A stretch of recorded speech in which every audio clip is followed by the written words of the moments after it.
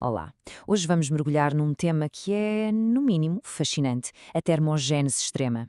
Basta olhar para esta imagem que serviu de base à nossa análise, com aquele contraste forte entre o fogo e o gelo, para perceber a ideia central. E se os extremos de temperatura fossem uma das chaves para a nossa saúde?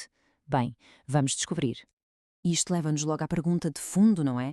Vivemos em ambientes completamente controlados, a temperatura está sempre perfeita, mas será que todo este conforto tem um preço? Será que, ao protegermos de tudo, nos estamos, na verdade, a enfraquecer? E é exatamente por aí que esta análise começa. A primeira grande ideia que a fonte explora é esta noção de que perdemos algo fundamental pelo caminho, uma capacidade ancestral de aguentar as variações de temperatura.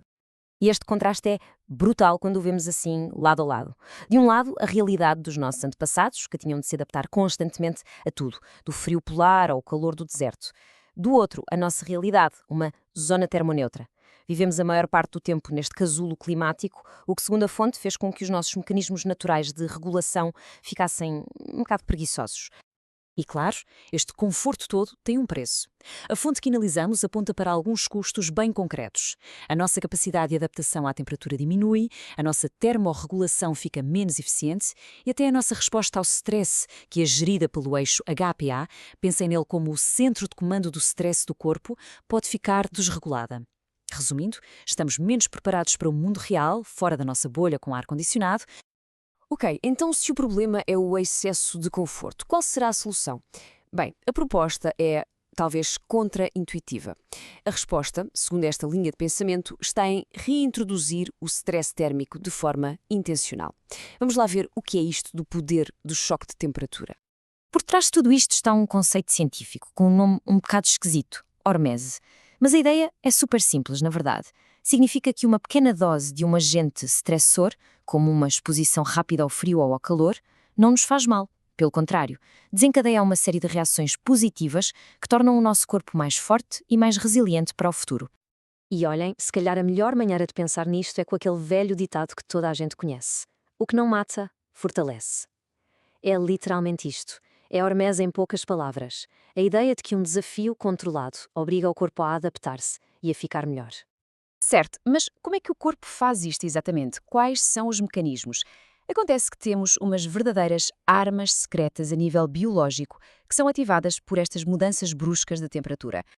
E os grandes protagonistas desta história são dois tipos de proteínas. O calor ativa as proteínas de choque térmico, as HSPs, que são como uma equipa de reparações de emergência que anda a arrumar e a consertar tudo a nível solar. Já o frio ativa as proteínas de choque frio, as CSPs, que são especialistas a combater a inflamação e a proteger o nosso sistema nervoso. E o processo é até bastante direto. Imaginem uma célula. Ela sente o stress do calor. Isto funciona como um alarme que ativa um fator chamado HSF1.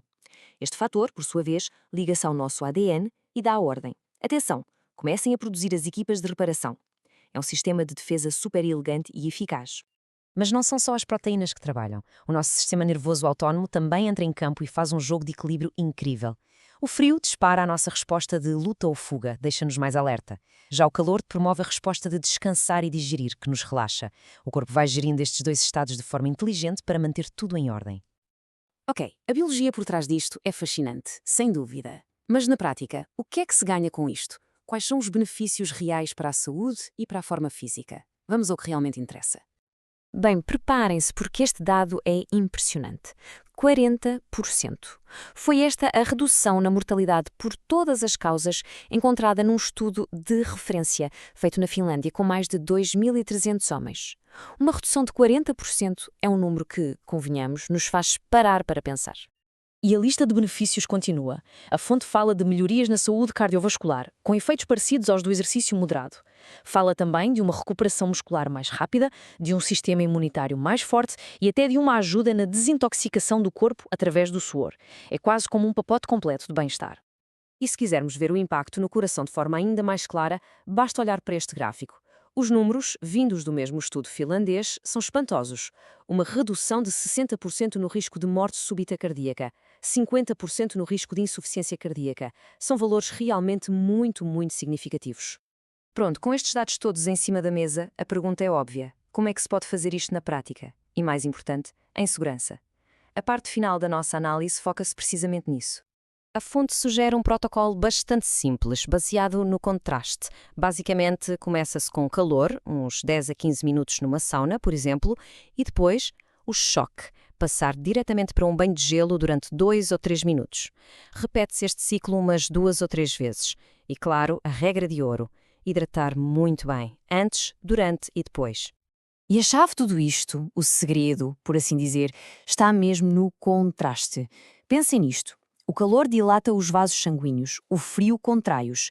Esta alternância rápida cria um efeito de bomba potentíssimo para todo o sistema circulatório. É como levar os nossos vasos sanguíneos ao ginásio. E é com esta ideia que fechamos a nossa análise de hoje. Uma pergunta que fica a pairar no ar. Será que a chave para a saúde no nosso mundo moderno e super confortável está, ironicamente, em recuperar um pouco do desconforto dos nossos antepassados? Fica a reflexão. Muito obrigado por nos acompanharem.